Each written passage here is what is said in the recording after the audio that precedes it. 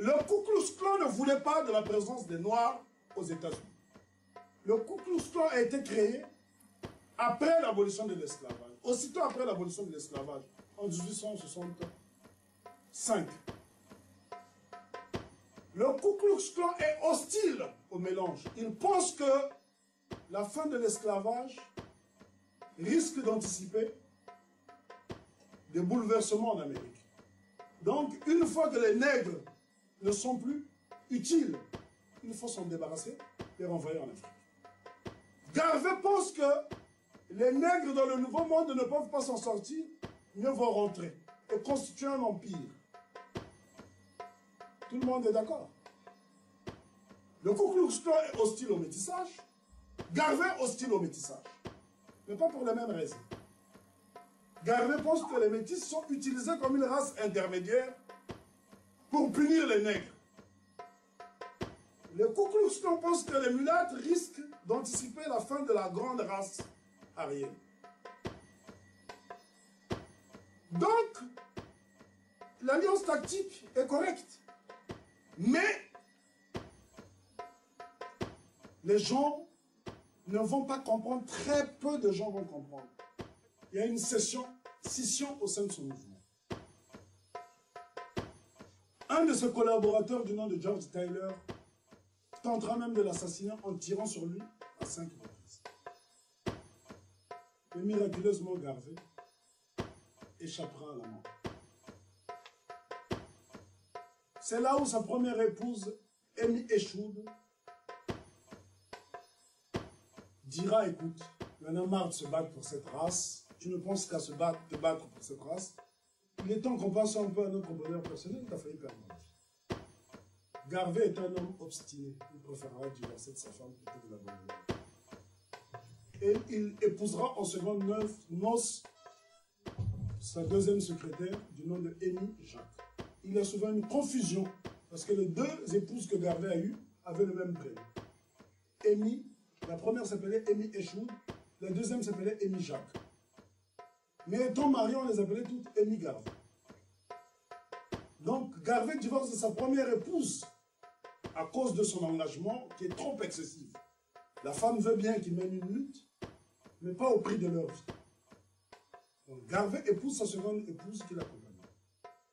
George Tyler sera condamné en prison. Il s'y suicidera même, puisqu'il ne révélera jamais les raisons pour lesquelles il tira sur Garvey. Et peut-être qui étaient ses commanditaires. Donc, un moment de déstabilisation commence, une période de déstabilisation commence. Et aux États-Unis, la plupart des leaders noirs lancent un slogan, une campagne. Garvey must go. Garvey doit déguerpir. Garvey n'est pas américain. Il est jamaïcain. Il faut qu'il quitte les États-Unis. Mais il n'a commis aucun crime. Tout ce que Garvey fait est légal. Le rassemblement des masses est prévu dans la Constitution américaine. Signer des alliances avec le Ku Klux Klan n'est pas illégal. Détenir des armes de guerre n'est pas illégal aux États-Unis parce que la Constitution le prévoit. La Constitution américaine le prévoit. Et là, un des proches de Garvey, originaire de Bahamas du nom de Sao Rasmus, sera assassiné. On essaiera d'imputer le crime à Garvey. Le Garvey réussira à assurer une bonne défense et à payer une caution dont il sera libre. Et pendant sa période de convalescence, Garvey va profiter pour convoquer une deuxième Black People Convention qui aura lieu à Philadelphie. Et on voit Marcus Garvey arriver avec des bandages. Logiquement, quand on est convalescent, on reste à la maison. Mais Garvey est un bon communicant. Communicateur plutôt. Il vient avec des bandages. Un homme sur lequel on a tiré à 5 reprises qui ne meurt pas. Ça prend une dimension prophétique. Et Garvey fait un discours fleuve. Un discours fleuve de plus de 4 heures dans un stade. Point to me, a weak nation, and I'll show you a people oppressed, abused, taken advantage of by others. Show me a weak race, and I'll show you a people reduced to peonage, serfdom and slavery. Show me a well-organized nation, and I show you a people and a nation respected by the world. Montrez-moi une nation faible, et je vous montrerai un peuple foulé aux pieds, exploité par d'autres. Montrez-moi une race faible, et je vous montrerai une race de paysans, réduite au servage, à l'esclavage et à toute forme de sujétion. Il n'a jamais, à aucun moment, il a insulté ni les blancs, ni les gris, ni les verts. Mais il part du principe qu'un peuple qui a été esclavagisé, voilà le reconstruire, celui de Gave. Donc là, je suis avec mon équipe à Londres, nous avons pu trouver l'endroit, et c'est donc dans cet endroit que je vais vous montrer ici, le Black Cultural Art. Celui qui croyait au retour en Afrique est mort sans avoir fait. En 1955, un événement va précipiter le retour du docteur Dubois. Un jeune nègre était castré et tué par le couple. Ce jeune nègre s'appelait Emmett Till. Cet événement avait tellement bouleversé les nègres, voir un homme émasculé, castré de son sexe avec les initiales KKK sur sa poitrine.